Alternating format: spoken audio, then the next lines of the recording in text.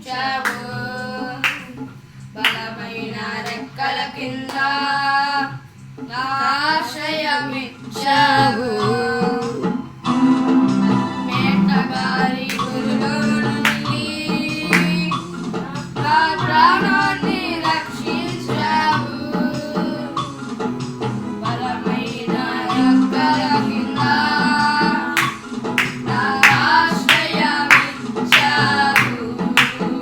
నేనేదయా వేరే ఆధారం, నా శృంగమా నా శైలమా, నేనేదయా వేరే ఆధారం, నా శృంగమా నా శైలమా. ఆరాధన ఆరాధన యేసునికే ఆరాధన, ఆరాధన ఆరాధన నా యేసునికే ఆరాధన, ఆరాధన నా తండ్రినికే ఆరాధన, ఆరాధన ఆరాధన నా యేసునికే ఆరాధన.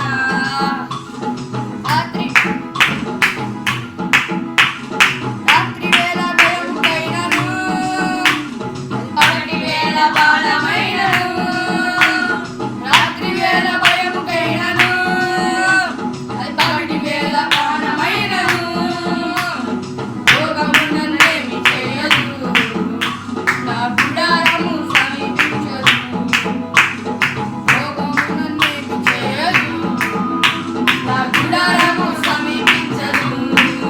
నేనేదయా వేరే ఆధారం, నా శృంగమా నా శైలమా, నేనేదయా వేరే ఆధారం, నా శృంగమా నా శైలమా.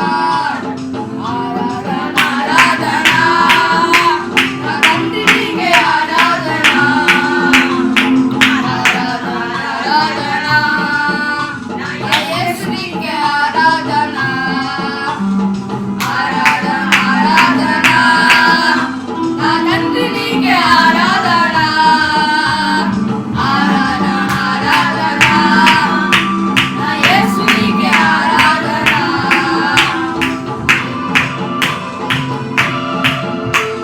వేల మంది పడిపోయినా, 10,000 మంది కూలిపోయినా, వేల మంది పడిపోయినా, 10,000 మంది కూలిపోయినా, భయము రానే రాదు, నా గుడారము సమీపించదు, అపాయము రానే రాదు, నా గుడారము సమీపించదు. నేనేదయా వేరే ఆధారం, నా శృంగమా నా శైలమా, నేనేదయా వేరే ఆధారం, నా శృంగమా నా శైలమా. ఆరాధన ఆరాధన నా తండ్రినికే ఆరాధన, ఆరాధన ఆరాధన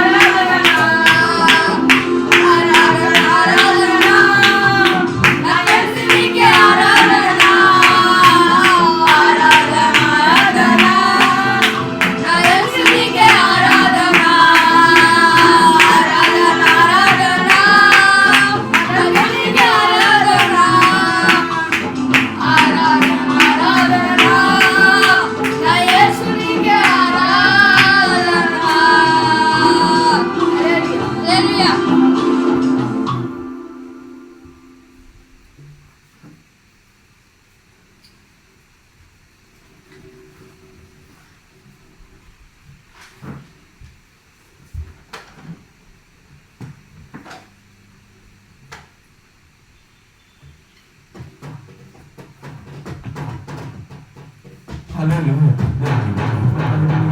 హల్లెలూయా, హల్లెలూయా. దేవునికి మహిమ కలుగును గాక.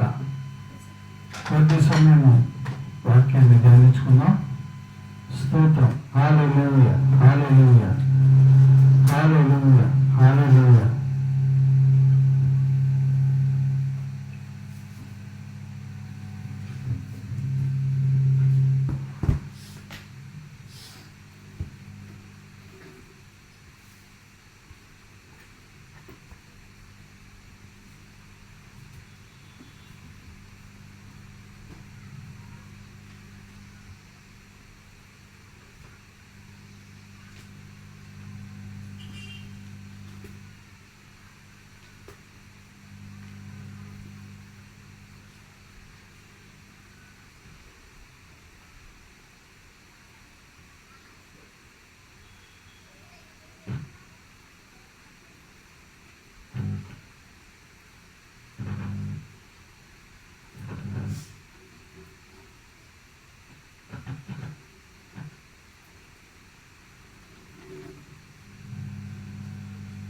యోహాను సువార్త 15వ అధ్యాయము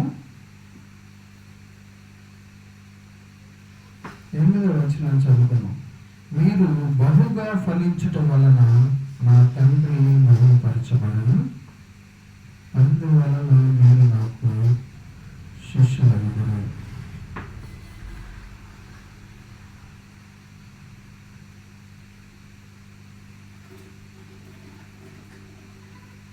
తండ్రి నన్ను ఎలాగూ ప్రేమించెనో నేను మిమ్మల్ని అలాగూ ప్రేమించితిని. నా ప్రేమ యందు నిలిచి ఉన్నది. నేను నా తండ్రి ఆజ్ఞలు గైకొని ఆయన ప్రేమ యందు నిలిచున్న ప్రకారము మీరును నా ఆజ్ఞలు గైకొనేలా నా ప్రేమ యందు నిలిచి ఉండురు. ప్రార్థన చేసుకున్నాం. మమ్మల్ని మిక్కిలి ప్రేమతో ప్రేమించిన మా ప్రియ పరలోకపు తండ్రి, ఘనమైన యేసయ్య, మీ యొక్క ఘనమైన నామానికి స్తుతులు స్తోత్రాలు తండ్రి. ఈ శ్రేష్టమైన సమయాన మీ యొక్క వాక్యాన్ని మేము ధ్యానించుకుని వచ్చినట్టుగా మీ యొక్క మాటలను ఆయన గ్రహించలాగిన మా హృదయాలను తెరవండి ప్రభు. మంచి హృదయాలతో ప్రభు మేము ఈ వాక్యాన్ని అంగీకరించి సర్వశక్తి మార్గంలో నడలాగిన మీ యొక్క సహాయం మా అందరికీ అనుగ్రహించమని, మీ యొక్క ఆత్మతో ప్రతి ఒక్కరిని దర్శించమని యేసు నామములో అడుగుచున్నాము తండ్రి. ఆమేన్. ఈరోజు మన వాక్య ధ్యానాంశము మనము పరిపూర్ణులు అవటం, కంప్లీట్నెస్. ఒక పరిపూర్ణత్వంగా అంటే ఒక సంపూర్ణతలోకి మనం రాబడాలి. మనం రక్షించబడ్డామంటే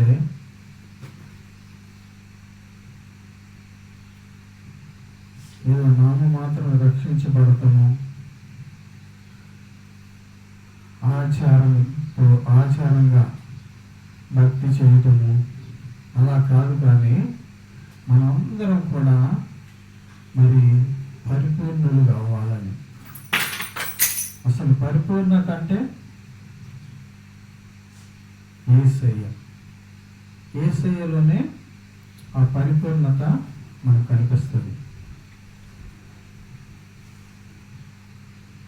మనందరం కూడా ఆ యేసయ్యలాగా మార్చబడినప్పుడే, మనము ఆ పరిపూర్ణులుగా అయినప్పుడే మనం ఆ నిత్య రాజ్యంలోకి వెళ్ళబడతాం. లేకపోతే ఆ నిత్య రాజ్యంలోకి మనం వెళ్ళటానికి అర్హులం కాదండి. విశ్వాస యాత్ర అంతా అదే. మనల్ని పరిపూర్ణులుగా చేయటానికి ఇది విశ్వాస యాత్ర. ఆనాడు మన పూర్వం ముందు ఉన్న భక్తులందరూ నడిచిన మార్గం అదే. వారు ఎరుగని మార్గంలో వారు నడిచినప్పటికీ వారు మరి పైన ఉన్న నిత్యమైన రాజ్యం కొరకు వారు ఎదురు చూశారంట.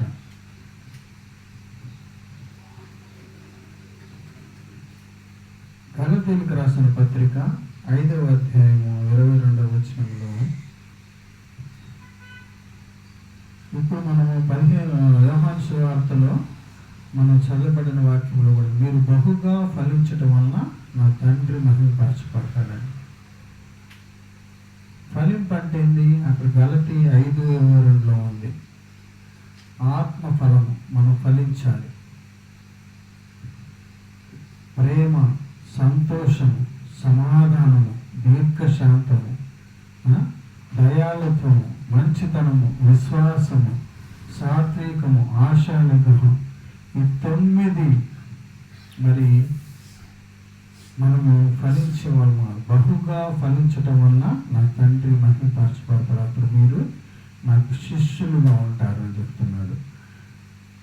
దేవుని పరిపూర్ణతలోనికి రావాలంటే మనం బహుగా ఫలించాలి. ఫలించాలంటే మొదటిది ఏంటి? ప్రేమ. మన దేవుడు ఏమై ఉన్నాడు? ఆయన ప్రేమ స్వరూపి ఉన్నాడు. మన దేవుని రాజ్యం ఏంటి? ప్రేమ రాజ్యం. ఆనాడు పిలాతు అడుగుతున్నాడు, నువ్వు రాజువా అంటే, నువ్వు అన్నట్లు నేను రాజుని, అయితే నా రాజ్యం నీ రాజ్యం ఇక్కడ ఉన్న రాజ్యం లాంటిది కాదు, ఈ రాజ్యాలు లాంటిది కాదు నా రాజ్యం అంటున్నాడు. అంటే యేసు రాజ్యం ఏంటి? ప్రేమ రాజ్యం. అక్కడేముంటది? దుఃఖం ఉండదు, బాధ ఉండదు, నిత్యము ఆనందము, సంతోషము, సమాధానం ఉండే రాజ్యం. ఆయన ఆ రాజ్యాన్ని మనందరికి ఇవ్వడానికి ఆయన ఈ లోకానికి వచ్చాడు. మరి యోహాను సువార్త మరి 3వ అధ్యాయం 16వ వచనంలో ఉంది కదా, దేవుడు లోకమును ఎంతో ప్రేమించాను కాగా తన అద్వితీయ కుమారునిగా విశ్వాసముంచే ప్రతి వాడు నశింపక నిత్య జీవం పొందినట్లు ఆయనను అనుగ్రహించాను.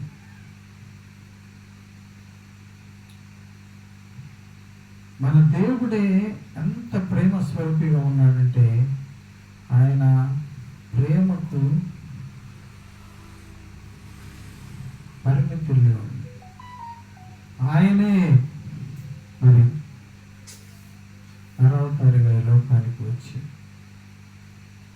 మనకు రావాల్సిన శిక్షణ, మనకు రావాల్సిన మరి ఆ పాపం యొక్క జీతాన్ని అంతటిని ఆయన తను తీసుకొని మనకు ఆ పాపం నుంచి, శాపం నుంచి, మరణం నుంచి విడుదల అనుగ్రహించారు. అంత ప్రేమ ఎవరు చూపించగలరు? మన యేసయ్య తప్ప, మరి మన దేవుడు తప్ప అలాంటి ప్రేమను చూపిన వారు మరి ఒక తల్లి కన్నా తండ్రి కన్నా మంచిన ప్రేమతో ఆయన ప్రేమించే దేవుడుగా ఉన్నాడు.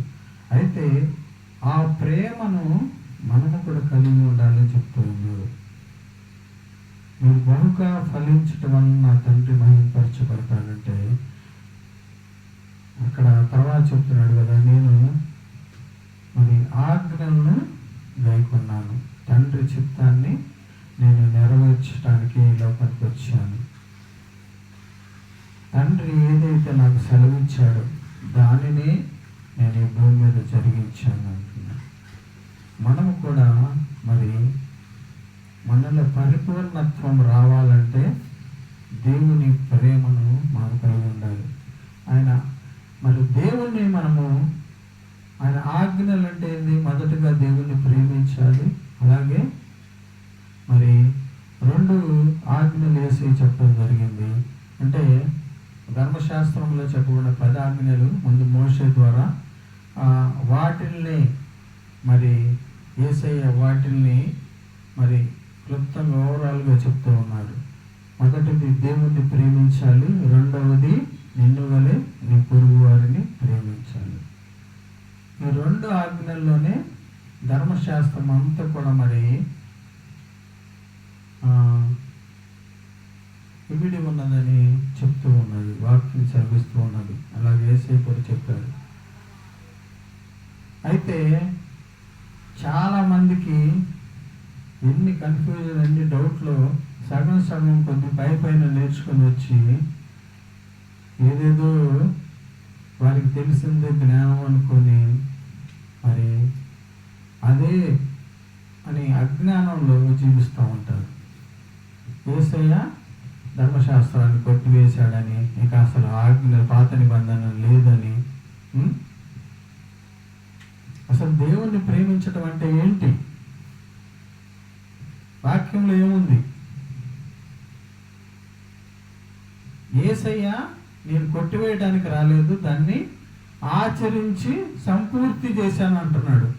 ధర్మశాస్త్రాన్ని సంపూర్తి చేశాడు. అక్షరం ఏం చేసిద్ది? అక్షరం చంపిద్ది, ఆత్మ జీవింపజేస్తుంది. ఇప్పుడు ఉందేంది? ఆత్మకాలం, కృపాయుగం. ఆనాడు ధర్మశాస్త్రం పాపాన్ని పోగొట్టలేదు. ధర్మశాస్త్రం ఏంది? పాపాన్ని చూపించింది. ఇదేంటి? కృపాయుగము, పరిశుద్ధాత్మని యుగం. పరిశుద్ధాత్మ దేవుడు ఏం చేస్తాడు? మన పాపాలను ఒప్పింపజేస్తాడు. మనలో ఆ పాపాలన్నిటినీ తొలగించడానికి, మనలో మార్పు, మన మనస్సును మార్చుకోవడానికి ఆయన మనలో ఉండి క్రియ జరిగిస్తూ ఉంటాడు. మరి ఆత్మ జీవింపజేస్తుందంటే అది. మనము మాటల వల్ల, క్రియల వల్ల, ఆలోచన వల్ల ఎన్నోసార్లు తప్పిపోతూ ఉంటాం. అయితే పరిశుద్ధాత్మ దేవుడు మనలో ఉండి మనల్ని ప్రతి విషయంలో మనం చేసిన దోషాలను మరి మనలో ఒప్పింపజేసి వాటి నుంచి మరలా వాటిని మనం చేయకుండా ఉండటానికి మనల్ని సరిచేస్తూ నడిపిస్తూ ఉంటాడు. యేసయ్య మాటలను మనకు జ్ఞాపకం చేస్తూ, ఆయన వాక్యాన్ని మనకు జ్ఞాపకం చేస్తూ మనల్ని నడిపిస్తూ ఉంటాడు. మరి వాక్యము సెలవిస్తూ ఉన్నది కదా, కీర్తనల గ్రంథంలో 1వ అధ్యాయంలోనే ఉంది. దుష్టుల ఆలోచన చొప్పున నడవక, పాపుల మార్గమున నిలువక, అపహాసకులు కూర్చుండే చోట కూర్చుండక, దివారాత్రములు ఆ ధర్మశాస్త్రాన్ని ధ్యానించేవాడు ఏమంటారు? ధన్యుడు, వాడు ఆకు వాడక తన కాలమంది ఫలించే చెట్టు వలె ఉంటాడు. చూసారా? ఎప్పుడు మనము ఆ ఫలాలు మనం ఫలమిస్తామంటే దేవుని వాక్యాన్ని మనం ధ్యానించుకుంటూ నిత్యము ఆయన సన్నిధిలో గడుపుతూ ఉంటాము. ఆయన మాటలను మనం ధ్యానించుకుంటూ ఆయన మాట ప్రకారం, ఆజ్ఞల ప్రకారం మనం జీవిస్తూ ఉంటాము. అప్పుడు మాత్రమే మనము బహుగా ఫలించగలము. మరి మనలో పరిపూర్ణత రావాలని దేవుడు కోరుకుంటున్నాడు. పరిపూర్ణులుగా అవ్వకుండా ఎవరు కూడా ఆ నిత్య రాజ్యమైన పరలోక రాజ్యంలో ప్రవేశించరండి. ఆయన రూపంలోకి మనం మార్చబడకుండా మనం ఇక్కడ ఎన్ని చేసినా అవన్నీ కూడా వ్యర్థమే. మనందరం కూడా యేసయ్య రూపంలోకి మార్చబడినప్పుడు మాత్రమే మనము ఆయన యొక్క రాజ్యంలోకి మరి మనము కూడా ఆయన మాదిరిగానే, ఆయనలానే అక్కడ ఉంటాము. మన అందరిని కూడా మొదటగా యేసయ్య మనం చేసింది మన రూపంలో, మన స్వరూపంలోనే మనం చేద్దామని చెప్పి ఆదికాండంలో మనం చూస్తే మరి ఆయన రూపంలోనే మనందరినీ నిర్మించుకున్నాడు. మరలా అయితే ఆదాము అవ్వల అవిధేయత చూపడాన్ని బట్టి మనము దేవుని యొక్క స్వరూపాన్ని, మనము దేవుని యొక్క లక్షణాలను, ఆయన యొక్క ఆ మహిమ స్వరూపాన్ని మనము కోల్పోయాం. ఆ మహిమను మరలా మనం తిరిగి పొందుకోవడానికి యేసయ్యగా ఈ లోకానికి వచ్చి కోల్పోయిన ఆ మహిమను మరలా మనందరికి అనుగ్రహించడానికి ఆయన మహిమను విడిచి ఈ భూలోకానికి వచ్చి మరి రిక్తుడిగా ఆయన తగ్గించుకొని మన కోసమే మరి ఎంతగా దూషించబడ్డాడు, అవమానించబడ్డాడు, అనుకొట్టబడ్డాడు. మన పాపాల నిమిత్తం, మన అతిక్రమముల నిమిత్తమే ఆయన గాయపరచబడ్డాడని వాక్యం సెలవిస్తుంది.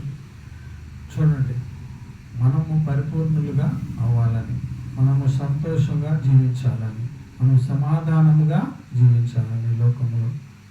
అయితే మరి సగం భక్తి నేర్చుకొని అదే నాకు అంత తెలిసిపోయింది అన్నట్లుగా మాట్లాడుతూ ఉంటారు.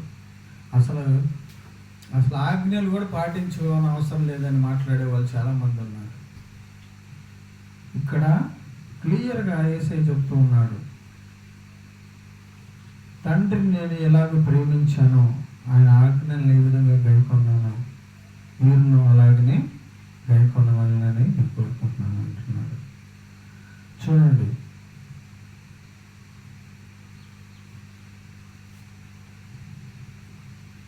యోహాను సువార్త 1 నుంచి 15వ అధ్యాయం 1 నుంచి 12 వచనాలు మనం చదువుకున్నట్లయితే,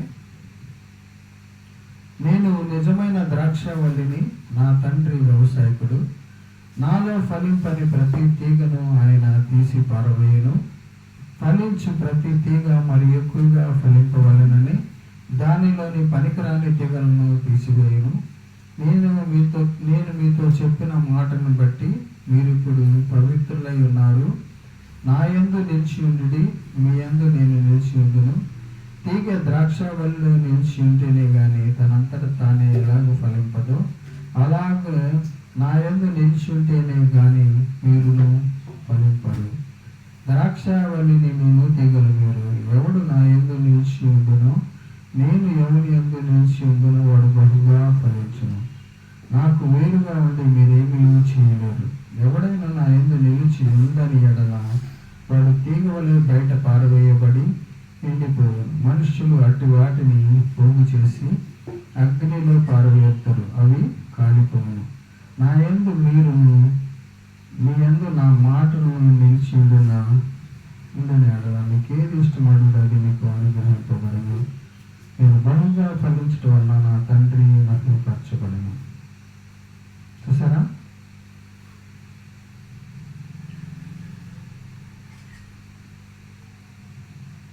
12వ వచనంలో ఏమంటున్నాడు? నేను మిమ్మల్ని ప్రేమించిన ప్రకారం మీరు ఒకరినొకరు ప్రేమించవలనంటే నా ఆజ్ఞ. సరే,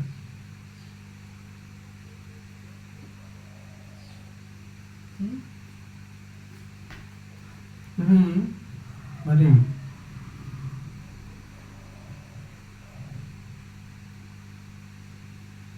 మత్తయి సువార్త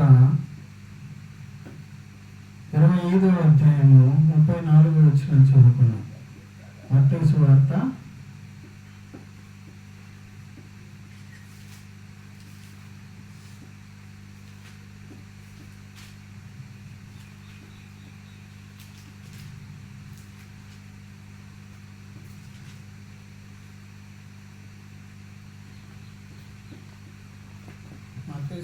25:34.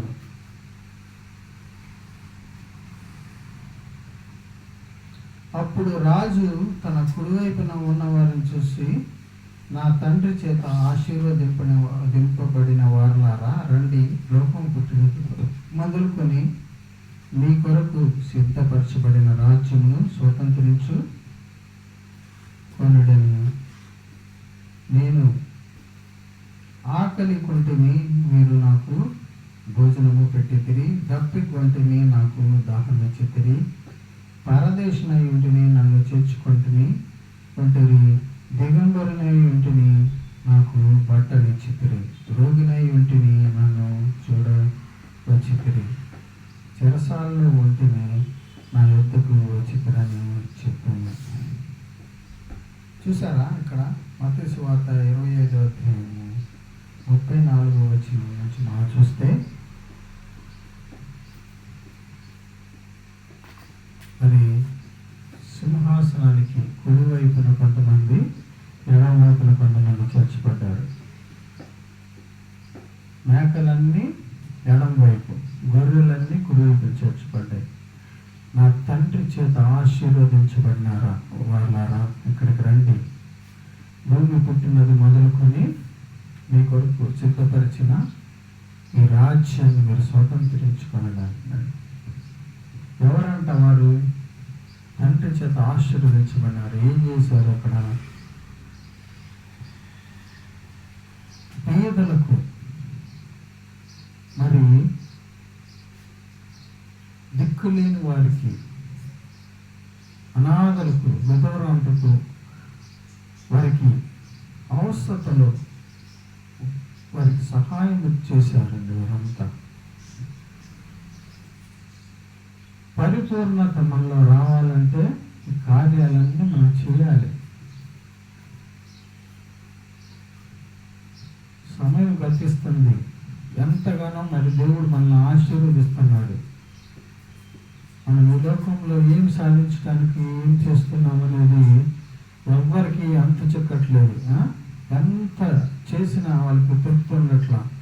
ఇంకా ఏదో సాధించాలి, అది కట్టాలి, ఇది చేయాలి, అది చేయాలి.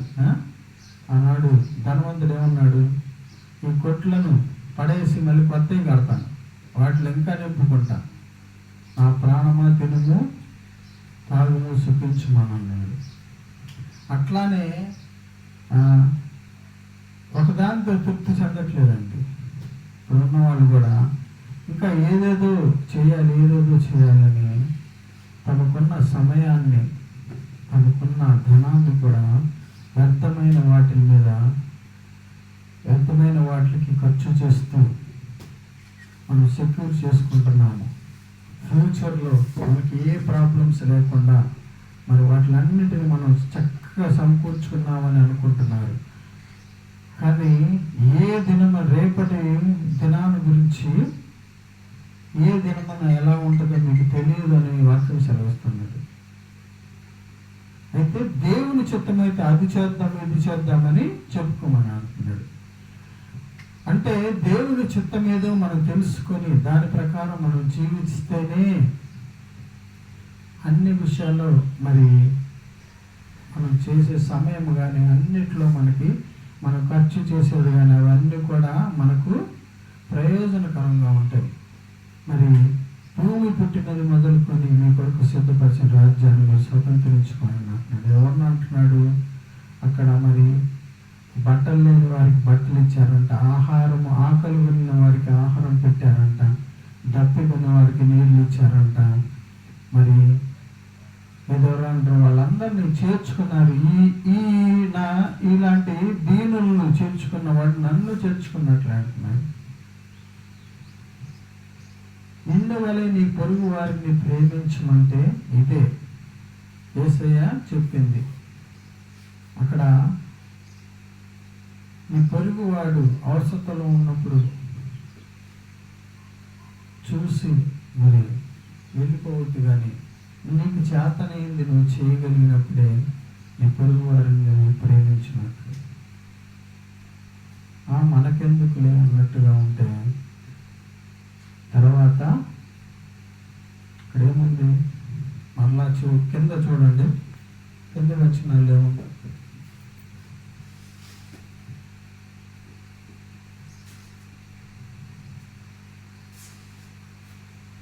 40వ వచనంలో, అందుకు రాజు, మిక్కిలి అల్పులైన ఈ నా సహోదరుల్లో ఒకరికి మీరు చేసితే గనుక నాకు చేసితే నిశ్చయముగా మీతో చెప్పుచున్నానని వారితో అన్నాను.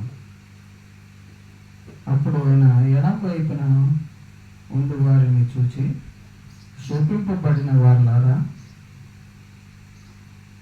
నన్ను విడిచి అపవాదికిని వాని దూతలకును సిద్ధపరచబడిన నిత్యాగ్నిలోనికి పోవుడు.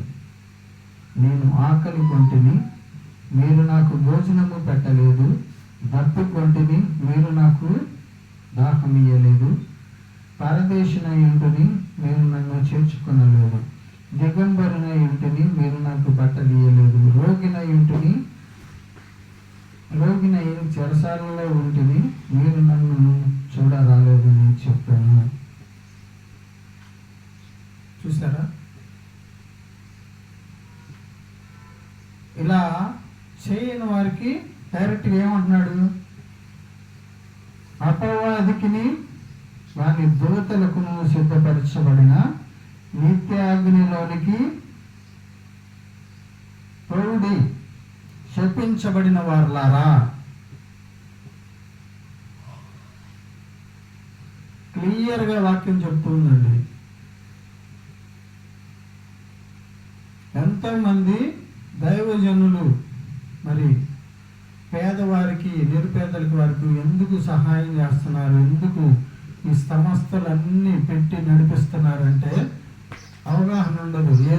వాళ్ళు ఏదో చేసుకోవడానికి, దేనికోసం అంటే వాక్యానుసారంగా వారు చేస్తున్నది వారి కోసం ధనం సమకూర్చుకోవట్ల. వాక్యములు ఏదైతే చెప్పబడిందో దాని ప్రకారం వారు జీవించడానికి మన పితరుల కాలం నుంచి మరి అనేక మంది మిషనరీలు కూడా ఇక్కడికి వచ్చి వారు కలిగి ఉన్నవన్నీ అమ్మేసుకొని ఇక్కడికి వచ్చి మరి నిరుపేదలమైన భారతదేశం అప్పుడు మరీ ఇంకా పూర్గా ఉంది, ఎంతో పావర్టీలో ఉన్నాం. మరి మనందరి కోసం వారు వచ్చి ఇక్కడ వారి ధనాన్నంతా వెచ్చించి ఇక్కడ స్థలాలు కొని స్కూల్స్, కాలేజెస్, హాస్టల్స్, అలాగే హాస్పిటల్స్ ఎన్నో కట్టించి ఉచితంగా విద్య, వైద్యము, అలాగే ఇంకా ఎంతో ఆహారంగా అన్నింటిలో సహకరించారండి. ఇప్పుడైతే మరి గవర్నమెంట్ వారు మరి అది కన్వర్షన్స్ చేస్తున్నారని, యాంటీ కన్వర్షన్ అని ఎంతగానో మరి రిస్ట్రిక్షన్స్ పెడుతూ ఉన్నారు. మరి ఫండ్స్ కూడా మరి సరిగ్గా మరి వాటికి పర్మిషన్స్ కూడా సరిగ్గా ఇవ్వట్లేదు. అంటే ఇవన్నీ అంటే ఇది అంత్యకాలం వెనుక వాడికి అవకాశం ఇవ్వబడింది కాబట్టి, దేవుడు వారికి అవకాశం ఇచ్చాడు కాబట్టి ఇవంతా జరుగుతూనే ఉంటాయండి. అయితే మనము నిలిచి ఉండి ఆయనలో ముందుకు సాగుతూ ఉండాలి. ఆయన మీద ఆధారపడినప్పుడు ఆయన జరిగిస్తూ ఉంటాడు. అయితే మనము ఫలించాలి, బహుగా ఫలించాలి. అంటే పరిపూర్ణతకు రావాలంటే మరి ఇవన్నీ చేసి ఎప్పుడు చేస్తాం? మనమే ఇంకా ఏ రోజుకి ఆ రోజు చూసుకుంటా ఉంటే మేము ఎంతోమందిని కలిసామండి. మాకు కూడా సంస్థలు ఉన్నాయి, సంస్థ ఉంది, చెప్తా ఉంటాం. మాకు రిక్వెస్ట్లు ఉంటే మా దగ్గర కూడా వస్తూ ఉంటారు, చెప్తారు. మాకు ఎంతోమంది చెప్పారు, అయ్యా మాకు ఈ అవసరం ఉంది, మాకు చేయండి అంటే మేము కొంతమందితో చర్చించడం జరిగింది. అయితే వాళ్ళు ముందుకు రావాలా కొంతమంది, మరి ఏదైనా కావచ్చు కారణాలు మేము చెప్తూ ఉన్నాము. అంటే దేవుడు వారికి ఒక అవకాశాన్ని ఇస్తూ ఉన్నాడు, అది గ్రహించలేకపోతున్నారు. మేమేదో సొంతగా చెప్తున్నాం అనుకుంటున్నారు, కానీ అది వారికి ఇచ్చిన అవకాశం. మీ ఇష్టం, అది చేయగలిగితే అది మీకే, లేదంటే తర్వాత ఆ సమయం ఇంకొకరికి అనుగ్రహించబడుతుంది. అట్లా ఎంతో మరి జరుగుతూ ఉంది. అయితే వేరే ద్వారం ద్వారా దేవుడు వారికి జరిగిస్తూ ఉంటాడు. ఎందుకంటే మాకు దేవుడు పెట్టిన ఆ భారాన్ని బట్టి మాకు చెప్పినప్పుడు మేము ఇతరులతో పంచుకుంటూ ఉంటాం. అయితే ఒక్కొక్కళ్ళు స్పందించి ముందుకు వస్తున్నప్పుడు వారి ద్వారానే ఆ కార్యాలు జరిగిస్తూ ఉన్నాం. చక్కగా మేము ప్రోగ్రామ్స్ కూడా చేస్తూ ఉంటాం. మరి మా ట్రస్ట్ తరఫు నుంచి ఎన్నో ప్రోగ్రామ్స్ కూడా చేస్తూ ఉంటాం. స్పందించినప్పుడు చేస్తూ ఉంటాం. అలాగే మాకు తోచింది మేము చేస్తూ ఉంటాం. మరి ఇవన్నీ కూడా మనం చేయాల్సిందండి. ప్రతి ఒక్కరూ తండ్రి చేత ఆశీర్వదించబడిన ప్రతి ఒక్కరు పరిపూర్ణతలకు రావాలంటే మరి ఇవన్నీ జరిగించాలి. చూడండి, మార్కు సువార్త 10వ అధ్యాయము 17 నుంచి 22 వచనాలు ఒకసారి చదువుకుందాం. మార్కు సువార్త 10వ అధ్యాయము 17 నుంచి 22 వచనాలు ఒకసారి చదువుకుందాం.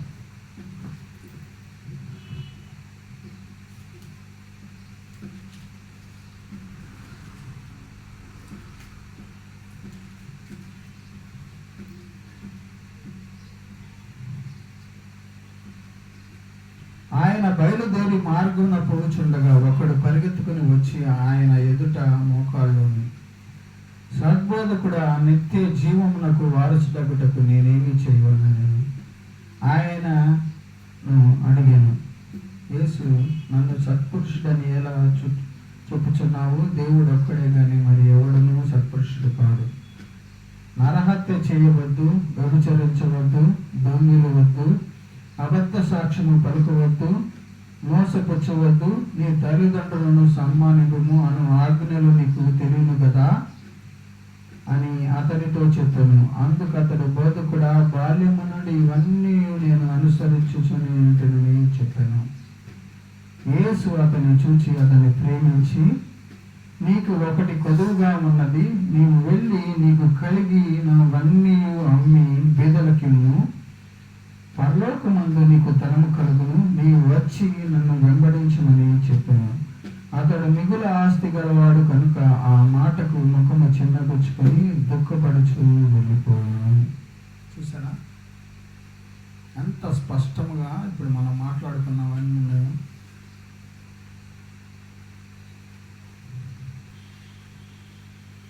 ఆయన వెళ్తా ఉంటే, మార్గంలో వెళ్తా ఉంటే ఒకడంట పరిగెత్తుకుంటూ వచ్చాడంట. ఇంకొక సువార్త రాయబడి అతను ధనవంతుడని ఉంది.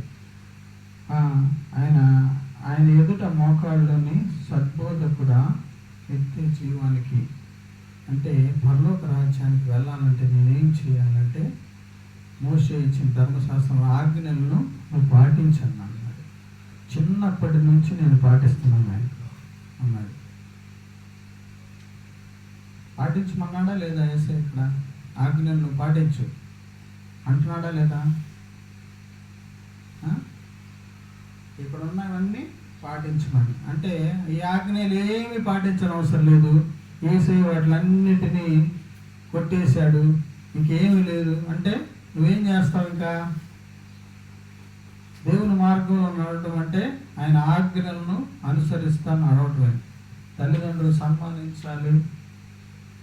మరి ఇక్కడ ఇంకా ఉన్నాయి కదా చెప్పబడిన ఆజ్ఞలన్నీ. అబద్ధ సాక్ష్యం పడకూడదు, దొంగిలించకూడదు, ఆత్మహత్య చేయకూడదు, ఇవన్నీ కూడా దేవుని యొక్క ఆజ్ఞలే. అవన్నీ మరి ఆజ్ఞలు పాటించి వారుగానే మనం ఉండాలి.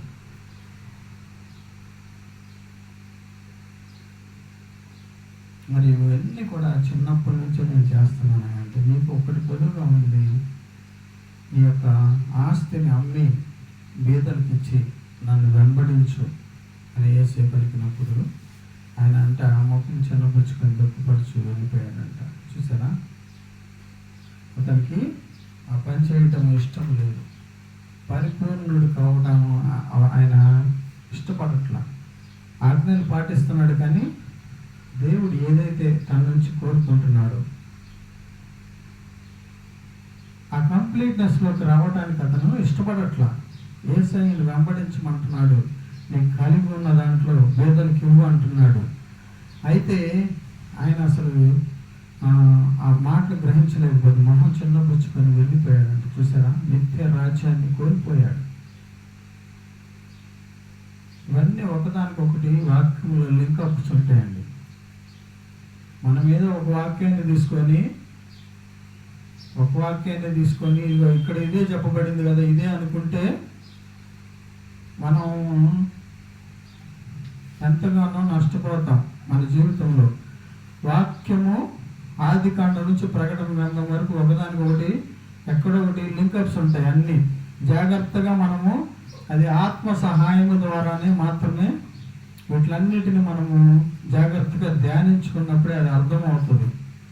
ఏదో మన సొంత జ్ఞానం ఉపయోగించి పైపైన నేర్చుకొని అట్లా ఉంది కదా ఇట్లా ఉంది కదా అదెందుకు చేస్తున్నారు ఇదెందుకు ఇదెందుకు అనుకుంటా డౌట్స్ పడతా ఉంటే నీ జీవితం కూడా అట్లానే ఉండిపోయింది. సగం జీవితంగానే ఉండిపోయింది.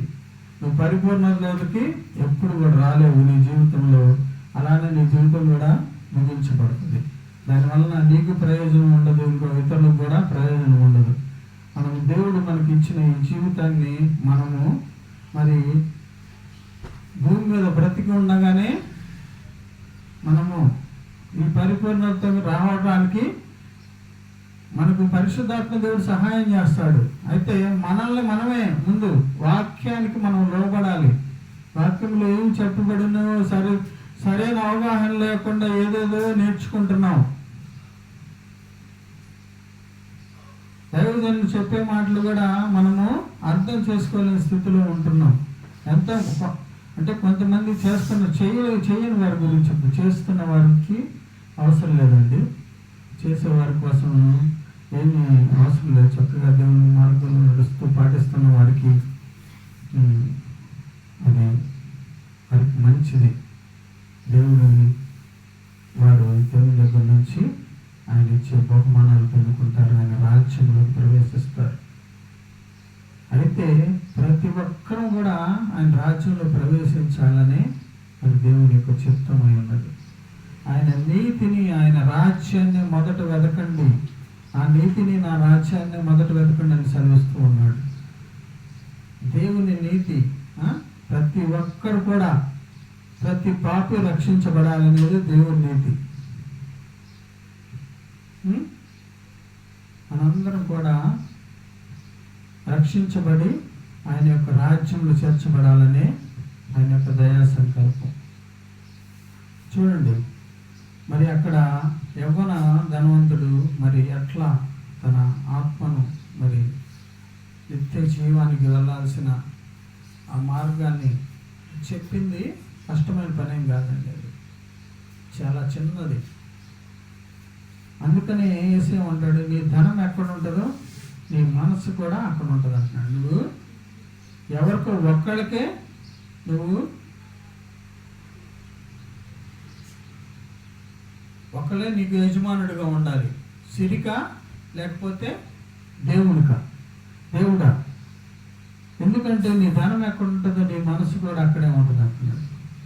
కాబట్టి మనం పైన ఉన్న వాటిని వెదకాలి. అబ్రహాం అంట పునాదులు గల పట్టణం కొరకు వేచి చూశాడట. ఆయన విశ్వాసులకు తండ్రిగా పిలువబడ్డాడు. మన తండ్రి అయిన అబ్రహాము పునాదులు గల పట్టణం కొరకు వేచి చూశాడంట. చూడండి, దేవుడు దేనికి శిల్పియో మరి ఆ పునాదులు గల పట్టణం కోసం వేచి చూస్తూ ఉన్నాడు. ఆ వాగ్దాన ఫలాన్ని అనుభవించలేకపోయినా, పొందుకోకపోయిన వారందరూ కూడా ఆ పైన ఉన్న వాటిని మరి ఇక్కడ భక్తులు, విశ్వాస వీరుల గురించి రాయబడి ఉన్నది. మరి వారందరూ కూడా వాటి కోసమే మరి పైన ఉన్న వాటిని వెతికారు తమ జీవితాల్లో. దేవుని నీతిని, దేవుని రాజ్యాన్ని మొదటిగా వాళ్ళు వెతికారు. మనము మరి పరిపూర్ణతకు రావాలని దేవుడు కోరుకుంటున్నాడు. అంత్యకాలంలో ఉన్నాం. ఏ దినాన్ని ఏం సంభవిస్తుందో తెలియని పరిస్థితులు, అంత భయంకరమైన పరిస్థితులు ఇంకా ముందు కూడా రాబోతున్నాయి. ఈ 2-3 years భయంకరంగా ఉండబోతుంది. ఎండింగ్ రాబోతూ ఉన్నది. చెప్పిన ఆజ్ఞలన్నీ నెరవేర్చబడుతున్నాయి. అవి ప్రవచనాలన్నీ మరి అన్ని నెరవేర్చబడుతున్నాయి. ప్రకటన గ్రంథంలో చెప్పబడినవన్నీ కూడా మన కళ్ళ ముందు ఉన్నాయి. రాజ్యం మీదకి రాజ్యము, జనం మీదకి జనము, అక్కడక్కడ కరువులు, భూకంపాలు, ఇవన్నీ కూడా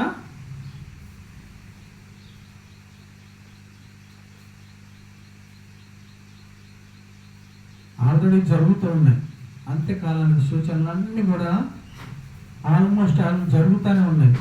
ఇంకా 3వ మందిరం కట్టబడటం ఒక్కటే ఆలస్యం. అంటే అది కట్టబడిందంటే అంత్యక్రీస్తు వస్తాడు. ఎప్పుడు వస్తాడు? ఇప్పుడు మనందరం కూడా కృపాయుగంలో ఉన్నాం. ఏ యుగంలో ఉన్నా? కృపాయుగంలో ఉన్నాం. అంటే అన్యుల కాలం ఇది. కృపాయుగం అంతా మన కాలం, అన్యుల కాలంలో ఉన్నాం. ఇంకా రక్షించబడాల్సిన వాళ్ళు ఉన్నారు. దేవుని యొక్క సంకల్పంలో రక్షించబడాల్సిన వాళ్ళు ఇంకా ఉన్నారు. కాబట్టి ఇంకా పరిశుద్ధాత్మ దేవుడు అడ్డుకుంటున్నాడంట.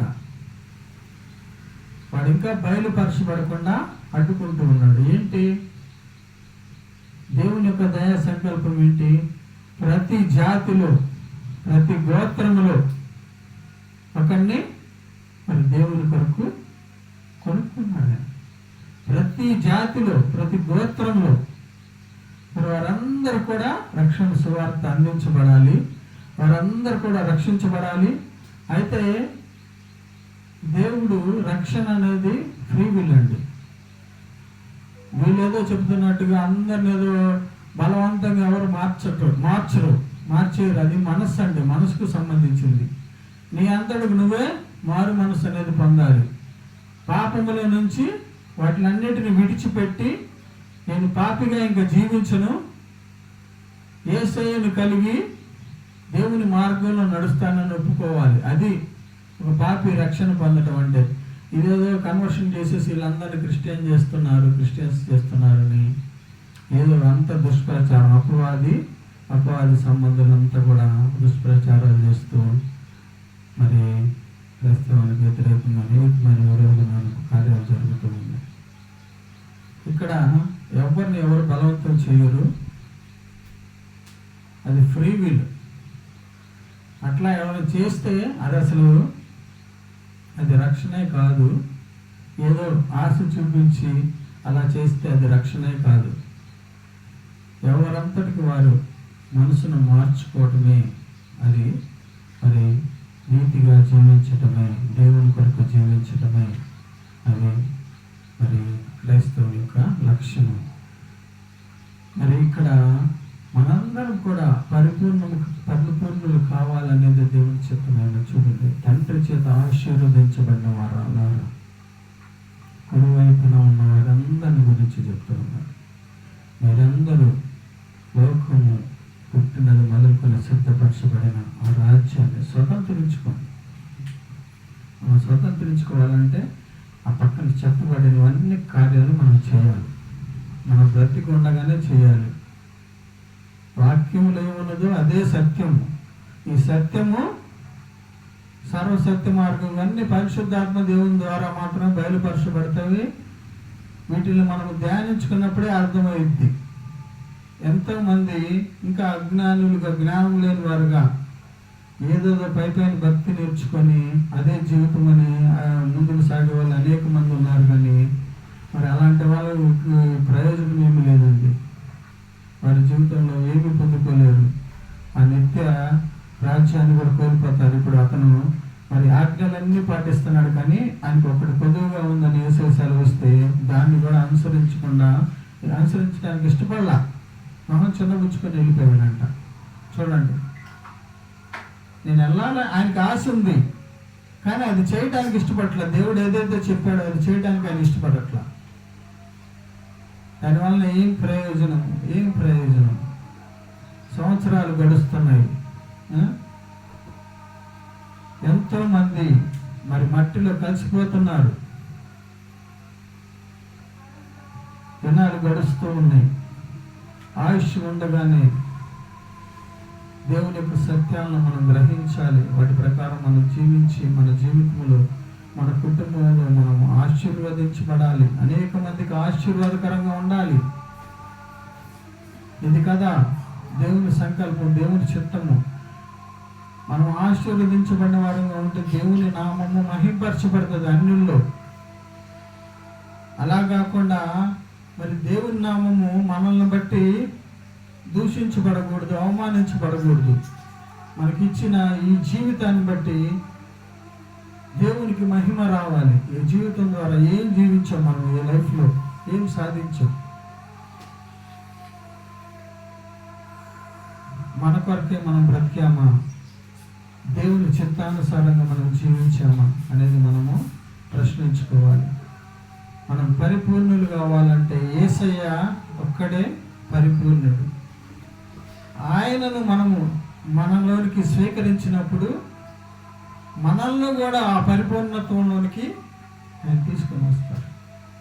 ఆయన మనలో ఉంటూ నా యందు మీరు నిలిచి ఉండండి, అప్పుడు మీరు మీ యందు నేను నిలిచి ఉంటాను, మీరు బహుగా ఫలిస్తారు. ఫలిష్టం అంటే ఏంటి? ప్రేమ, సంతోషం, సమాధానము, దీర్ఘశాంతం, దయాలత్వం, ఆశా నిగ్రహం, విశ్వాసం, ఇవన్నీ కూడా మనలో వస్తాయి. అవన్నీ మనలోకి వచ్చినప్పుడు, మనం బహుగా ఫలించినప్పుడు మనల్ని బట్టి దేవుని నామం మహింపరచబడుతుంది. అన్యుల్లో, ఇక్కడ అన్యుల మధ్యలోనే కదా మనం ఉంటుంది. దేవుని నామం ఇక్కడ మహింపరచబడుతుంది. తండ్రి నామం మహింపరచబడుతుంది. నన్ను గణపరిచేవాళ్ళని నేను గణపరుస్తాను, మహింపరుస్తాను అంటున్నాడు. మనము అట్టి వారము ఉండాలని దేవుడు కోరుకుంటున్నాడు. అంతేగాని ఎడం పక్కన ఉన్న వాళ్ళారా, నా తండ్రి చేత శపించబడిన వాళ్ళారా, అపవాదికుని వాడి దూతలకు సిద్ధపరిచిన ఆ అగ్నిగుండంలోనికి పోవుది అని అంటున్నాడు. అక్కడ చూడండి ఎంత ఘోరమైన పరిస్థితి. వాళ్ళు చేయలేదండి. ఇవన్నీ దేవుని ప్రేమను కలిగి జీవించిన వారి గురించి అది చెప్తుంది. అపవాదికి వారి దూతలకు సంబంధించి, ఎందుకంటే వారిలో దేవుని ప్రేమ లేదు. దేవుని ప్రేమ లేదు కాబట్టి ఇతరులను పట్టించుకోవాలా. మనం తెలుసు, ధనవంతుడు లాజరస్ గురించి కూడా మనకు వాక్యంలో చెప్పబడింది. తన బల్ల మీద వేరుకుని మరి రొట్టెలు పడుతుంటే అవి వేరుకొని తింటున్నాడు అంట. ఆయన పట్టించుకోవాలా. చివరికి ఇద్దరు చనిపోతే ఒకడేమో డైరెక్ట్గా పాతాళంలోకి వెళ్ళిపోయాడు. మరి లాజరస్ ఎక్కడికి వెళ్ళాడు? అబ్రహాము పరదేశంలో ఉన్న అబ్రహాము రొమ్మున అనుకున్నాడు వెళ్ళి. చూడండి ఎంత ఘోరమైన పరిస్థితి.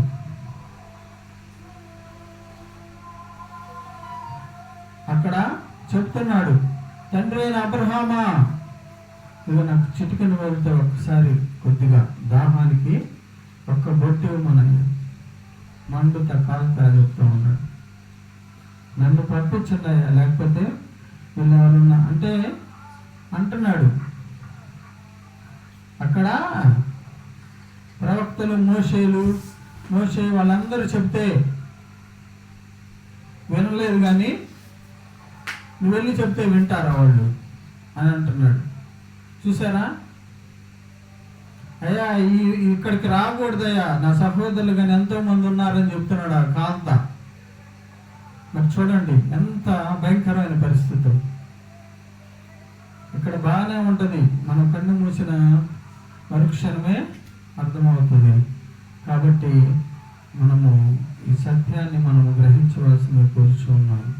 మనందరం కూడా మరి పరిపూర్ణులుగా అవ్వాలని, దేవుని ప్రేమలో మనందరం నిలిచి ఉండాలని దేవుడు కోరుకుంటున్నాడు. మన దేవుడు ప్రేమ స్వరూపి ఉన్నాడు. ఆయనకు అవసరం లేదండి ఎవరు వస్తే ఏమి, ఎవరు రాకపోతే పరలోకానికి. ఆయన సింహాసనం ఏమి కదలదు.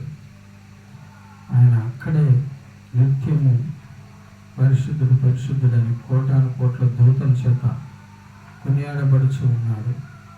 ఆయనకి ఏమీ తగ్గదు, ఏమీ కాదు. అయినప్పటికీ ఆయన స్వహస్తాలతో మనందరినీ సృజించుకున్నాడు. మన మీద ఆయన ప్రేమ కలిగి ఉన్నాడు. మన తండ్రి, మన పరలోకపు తండ్రి.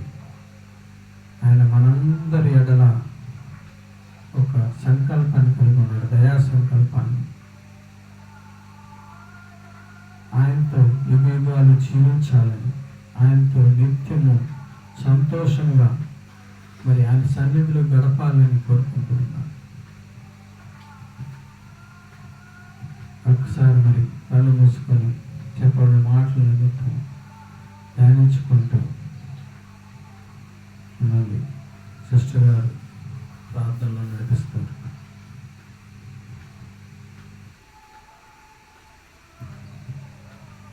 నేనే చేస్తున్నాను. స్తోత్రం ప్రభా. ఇంతవరకు మీరు మాట్లాడిన ప్రతి మాటను బట్టి స్తోత్రం చెల్లించుకొనిచున్నాం. అవును తండ్రి, మీరు పరిపూర్ణమైన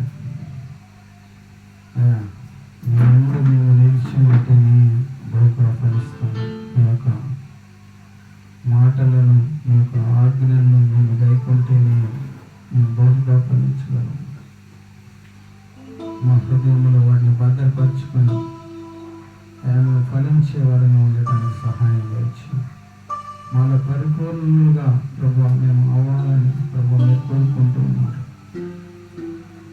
మేమందరం కూడా ప్రభు మీ యొక్క నిత్య రాజ్యం కొరకు సిద్ధపడిన కన్నికల వల్ల మరి సిద్ధపాటు కలిగిన మనసులు కలిగి, మెరుపు కలిగిన ఆత్మలు కలిగి ముందుకు సాగడానికి సహాయం చేయండి. ప్రతి ఒక్కరూ ప్రభు మీలో ఫలించాలి, అభివృద్ధి చెందాలి. మీ యొక్క ప్రేమను ఇతరులకు మేము కనపరిచే వారంగా ఉండాలి. ఈ లోకంలో మీ యొక్క ప్రేమను మీరు ఏ విధంగా అయితే ప్రేమను వెల్లడిపరిచారో, దైవ ప్రేమను తండ్రిని లోకానికి ఏ విధంగా ద్వారా కనపరిచారో, నన్ను చూసిన వాడు తండ్రిని చూసినట్లని మీరు చూసిన శిష్యులు సెలవిచ్చారు తండ్రి. అయ్యా తండ్రిని మాకు కనపరచు అంటే నన్ను చూస్తున్నారు కదా తండ్రి, నాలో ఉండి ఆయన క్రియలన్నీ జరిగిస్తూ ఉన్నాడని సెలవిచ్చిన దేవుడు తండ్రి. అయ్యా అట్టి రీతిగా ప్రభువా మీరు మా హృదయంలో ఉండి మాలో ఉండి అయ్యా మీ యొక్క కార్యాలను మేము జరిగించేవారుగా అయ్యా తద్వారా మీ నామానికి మహిమ తెచ్చేవారుగా ఈ లోకంలో జీవించడానికి ముందుకు సాగడానికి సహాయం చేయండి. ప్రతి ఒక్కరిని మీ యొక్క ఆత్మతో నింపండి. దుష్టుని క్రియలన్నీ లయపరచండి.